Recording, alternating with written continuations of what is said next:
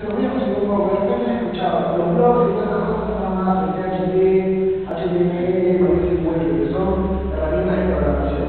Ya, el SPIC lo hicieron en Francia hace unos años y se juntaron unos genecitos, agarraron un pedacito acá, un pedacito aquí, un pedacito allá, y tú a la hora que estás programando para armar el blog del SPIC, estás agarrando una herramienta que tiene la mitad de los textos en francés.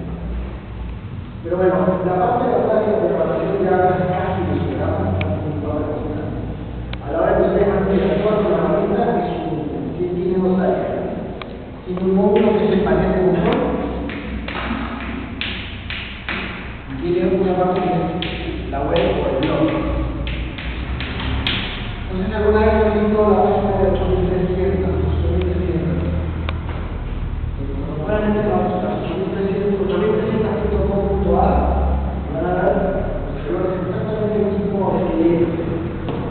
La idea de este blog fue un poquito más ambiciosa, digamos, un blog con un formato más periodístico, que es más o menos hacia alguna forma donde el aporte que dio un poquito forzado un poquito el proyecto para que las personas que quieran publicar, porque estén mucho más involucradas en el proyecto, incluso se pueden interesar por secciones de la publicidad, ¿no?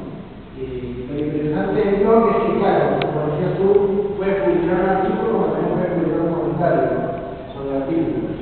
El blog lo que tiene es que todo lo que se publica en esta parte de acá, primero entra la parte de control y hay unos moderadores que regulan que la información se publique o la pueden devolver al autor y vuelve siempre a persistir.